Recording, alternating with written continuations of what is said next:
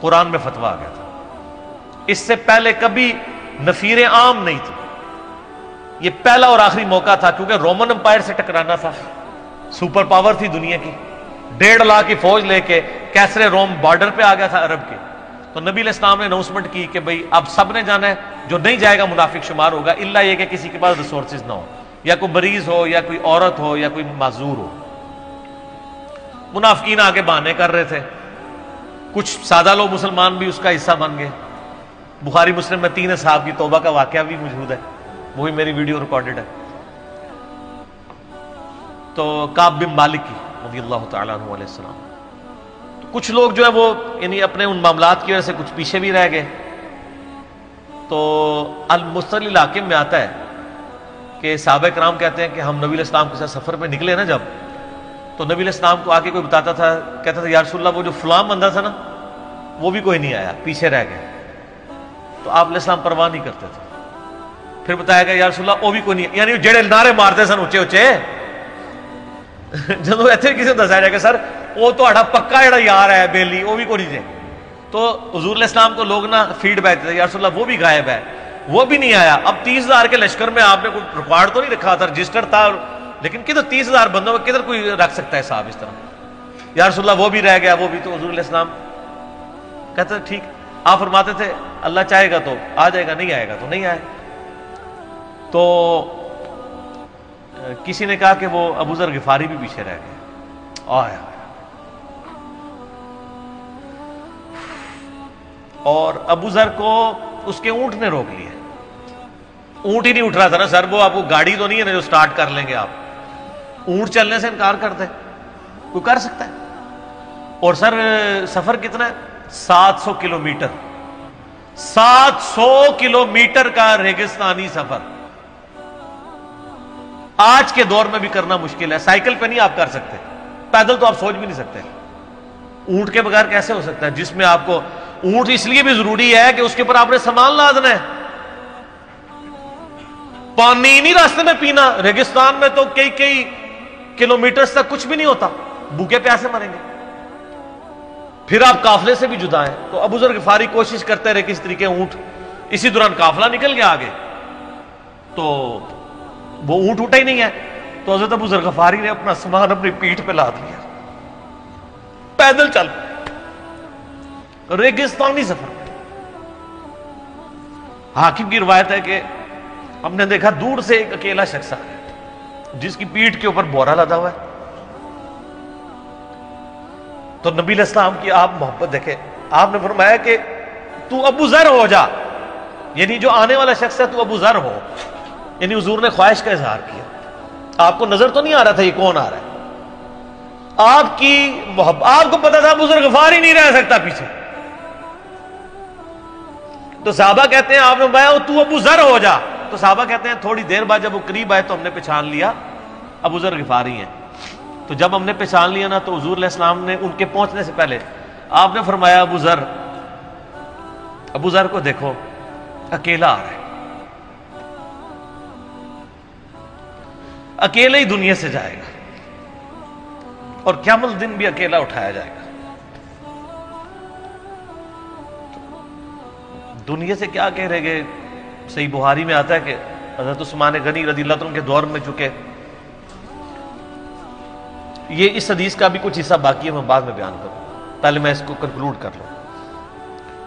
کہ صحیح بخاری میں آتا ہے کہ حضرت ابو ذر غفاری شام چلے گئے تھے، وہاں پہ چونکہ گورنر تھے حضرت معاویہ رضی اللہ تعالیٰ عنہ. وہ قرآن کی وہ جو سورہ توبہ کی آیات ہے نا کہ جو لوگ سونا اور چاندی جوڑ کے رکھتے ہیں یہ گرم کر کے ان کی پیٹھوں پہ، ان کے ماتھے کے اوپر لگایا جائے گا قیامت والے دن. تو وہ یہ آیت پڑھا کرتے تھے اور حضرت معاویہ سے ان کا جھگڑا رہتا تھا کہ تم لوگ جو یہ مال جوڑ رہے ہو نا اور یہ اتنے خزانے تم لوگوں نے بنا لیے ہیں، یہ نبی علیہ السلام کی تعلیمات کے خلاف ہے. تو حضرت معاویہ کہتے تھے یہ تو اہل کتاب کے بارے میں آیات نازل ہوئی ہیں. تو وہ کہتے تھے نہیں، یہ سب کے بارے میں ہے. اب شرعی حکم یہ ہے کہ مال آپ جوڑ سکتے ہیں اگر آپ زکوٰۃ دے رہے ہیں، لیکن یہ پسندیدہ نہیں ہے، طریقہ نبوت یہ نہیں ہے. نبی علیہ السلام نہیں جوڑ سکتے تھے، پوری زندگی زکوٰۃ دینے کی نوبت نہیں آئی ہے، حالانکہ خمس ملتا تھا. خیرات کرتے تھے۔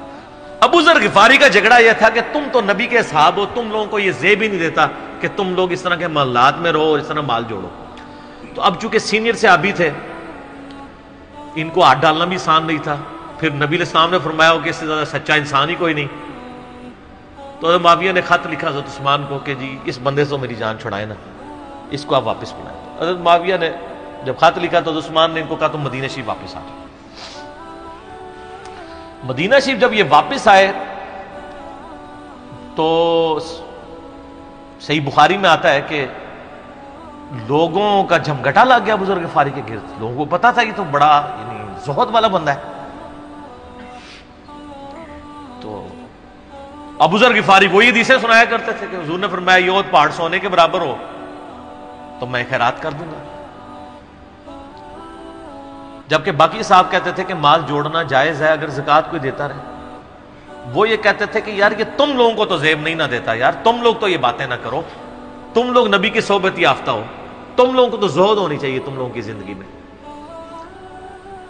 اب لوگوں کا ہجوم ان کے گرد لگ گیا اور پھر حضرت عثمان نے ان کو خلیفہ وقت بلایا اور کہا کہ یار تو خود ہی مدینہ شریف چھوڑ کے یہاں سے چلا جا، تیری وجہ سے فتنہ کھڑا ہوا ہے۔ تو حضرت عثمان نے کہا میں نے تو نبی علیہ السلام سے سنا تھا کہ حکمرانوں کی اطاعت کرنا، صبر کر لینا۔ تو ایک زبدہ نامی کا ایک گاؤں تھا مدینہ شریف کے پاس، شہر سے ہٹ کے، تو وہ پھر وہاں پہ ہجرت کر گئے۔ آپ دیکھیں ریونج کیسا تھا، لوگ کتنے ڈرے ہوئے تھے کہ ابو ذر اپنی بوڑھا شخص 80-90 سال کا بابا اپنی ایک بڑھیا بیوی کو لے کے اس عمر میں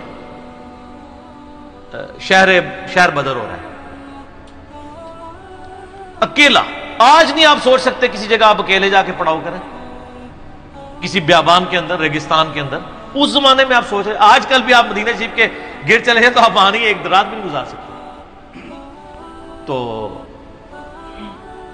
کوئی شخص حضرت ابو ذر غفاری کو سی آف کرنے نہیں آیا سوائے حضرت علی کے، اور وہ بھی مدینے کی باؤنڈری تک آئے۔ ان کو پتا تھا ان کے سٹانس کے بارے میں، اور حضرت علی نے ان کو جب سی آف کیا تو کہا کہ میں چونکہ حکمران وقت کی اطاعت کا پابند ہوں، میں مدینے کی باؤنڈری سے باہر نہیں جاؤں گا۔ اگر مجھے کوئی اس طرح کا یعنی حکم اجازت مل جاتی تو میں تیرے ساتھ جاتا۔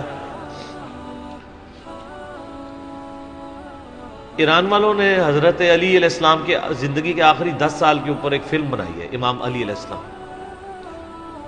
اس میں ابو ذر غفاری کے سارے واقعات انہوں نے فلمائے ہیں، دیکھنے والے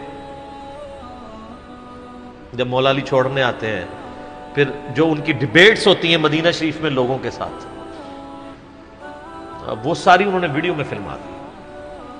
پھر یہ چلے گئے وہاں پہ رہنا شروع ہو گئے۔ اب اس حدیث کی طرف واپس آ جائیں جو فرمایا آپ علیہ السلام نے اکیلے ہی مرے گا۔ تو ابو ذر غفاری، اس حاکم کی روایت میں آتا ہے ابو ذر غفاری کی موت کا وقت قریب آ گیا، صرف بیوی ہے پاس۔ بیوی نے رونا شروع کر دیا کہ حضرت آپ فوت ہو گئے، آپ کو کفن کون دے گا، آپ کو غسل کون دے گا، آپ کو دفنائے گا کون، میں عورت ذات کیا کر سکتی ہوں۔ حضرت ابو ذر نے کہا کہ نبی علیہ السلام سے میں نے سنا تھا کہ تو اکیلا مرے گا، پھر مسلمانوں کا ایک قافلہ وہاں سے گزرے گا جو تجھے کفن دے کے دفنائے گا اور جنازہ بھی پڑھے گا۔ تو نے فکر نہیں کرنی، جب میں مر جاؤں تو میری لاش کو چوراہے پہ رکھ دینا، گزرگاہ پہ، جو یعنی مدینہ کی طرف راستہ آتا تھا گاؤں ایریا سے گزر کے، اللہ میرا بندوبست کر دے گا۔ وہی ہوا کہ ان کے مرنے کے بعد مسلمانوں کا ایک قافلہ دور سے آ رہا تھا۔ تو اسی مستدل حاکم کی حدیث میں آتا ہے کہ سر قافلہ بھی سنے پھر کون ہے، عبداللہ ابن مسعود۔ ابو ذر غفاری بھی زہد کے امام، ابن مسعود بھی زہد کے امام، ابو دردہ بھی زہد کے امام.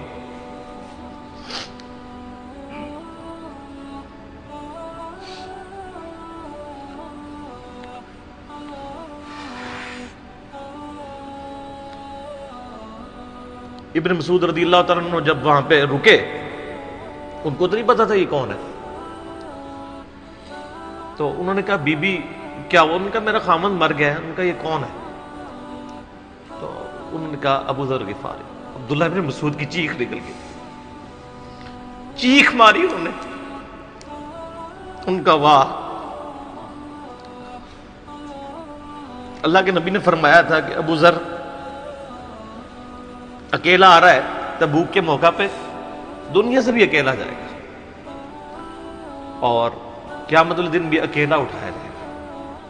یعنی اب اسی سرزمین سے ہی اس نے اٹھنا ہے نا، ہر بندے نے اپنی قبر سے اٹھنا ہے. یعنی وہ مسلمانوں کے قبرستان میں بھی دفن نہیں. ایک یہ جو مزار کی رٹ لگائے پھرتے ہیں، میں ان سے پوچھتا ہوں تمہارے بابوں کی کیا اوقات ہے؟ ابو ذر غفاری کا مزار دکھاؤ کدھر ہے.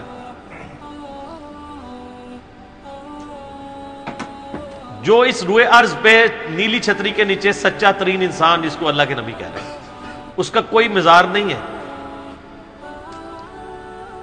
غریب المتنی میں مرا ہے، اس کی قبر بھی ایسی جگہ ہے جہاں مسلمانوں کے پاس قبریں بھی کوئی نہیں ہے. ایک ریگستان میں اکیلی قبر ہے، اس قبر کا بھی کسی کو نہیں پتا، اس پہ کوئی مزار بھی نہیں ہے، اور قیامت الدین بھی اکیلا اٹھایا جائے گا. یعنی قیامت تک وہاں پہ کوئی قبرستان بھی نہیں بنے گا. ظاہر نبی علیہ السلام کی یہ بھی خبر ہے، تو کیا وہ ناکام ہو گیا اگر مزارات ہی دلیل ہے کامیابی کی؟ تو عبداللہ ابن مسعود رضی اللہ تعالیٰ نے ان کو غسل دیا، کفن دیا اور دفنا دیا. یہ پوری ڈیٹیلز آپ کو المستدل حاکم میں مل جائیں گے.